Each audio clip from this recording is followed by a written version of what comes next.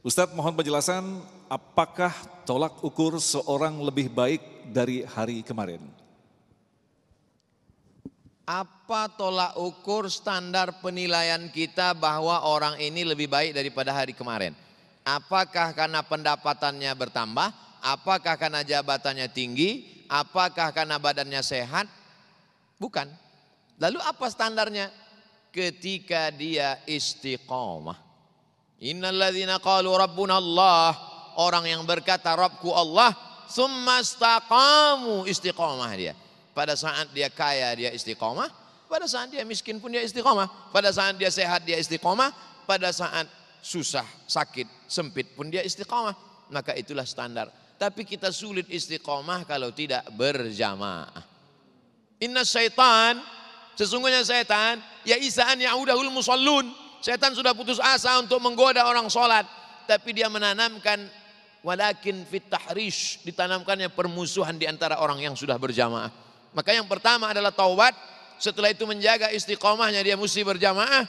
Setelah dia berjamaah insya Allah istiqomah dan berakhir dengan husnul khatimah. Itulah standar orang. Man kana yaumuhu khairum min amsihi, siapa yang hari ini lebih baik daripada hari kemarin, fahuwa rabih, dia orang beruntung. Man kana yaumuhu mithla amsihi, hari kemarin sama saja dengan hari ini, fahuwa khasir, dia orang rugi.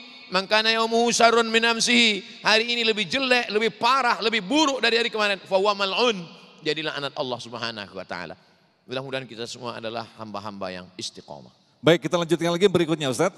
Dalam makna apa istilah hari ini lebih baik dari hari esok, sedangkan segala peristiwa sudah ditulis dan ditentukan kadar-kadarnya oleh Allah?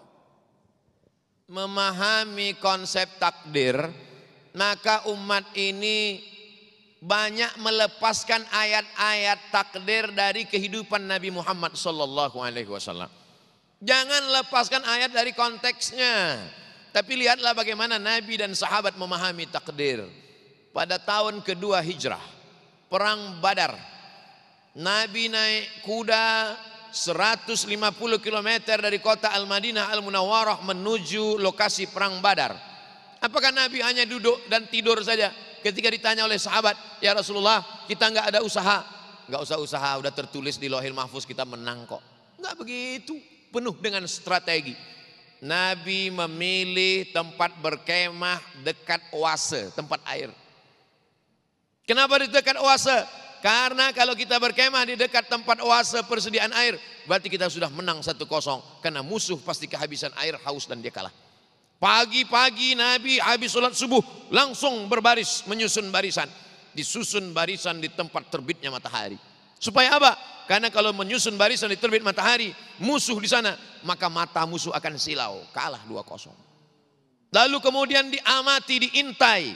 Mereka pasti mencari air. Malam itu ada di antara musuh yang mencari air. Tangkap, tanya dia, berapa jumlah kamu?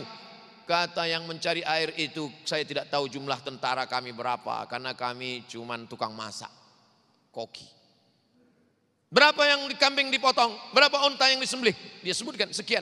Lihatlah cerdasnya Nabi Fatanah. Dari jumlah kambing dan unta yang dia sebut, Nabi bisa tahu berapa jumlah pasukan. Siap.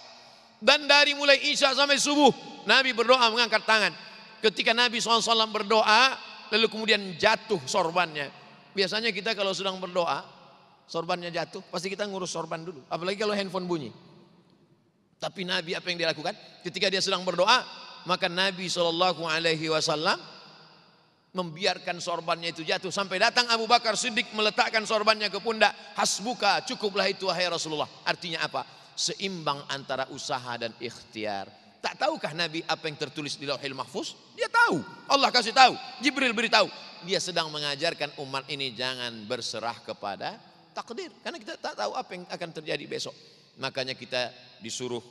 Inilah kelompok ahlus sunnah wal jamaah. Tetap beriman kepada takdir baik dan takdir buruk. Tapi dia ada nama al-kasbu wal ikhtiar. Adapun orang yang tidak mau berusaha, tidak mau berikhtiar, maka dia kelompoknya kelompok Jabariyah. Ahlul bid'ah wad dhalalah. Jabariyah itu tidak mau berusaha. Mas, nggak pergi cari rezeki, serah sama takdir aja. Kalau ada suami ibu yang seperti ini, jangan marah, jangan ngadu sama ustadz, diamin aja. Mas nggak pergi cari rezeki, serahkan pada takdir. Nanti siang dia minta makan, ada makan kita, serahkan pada takdir.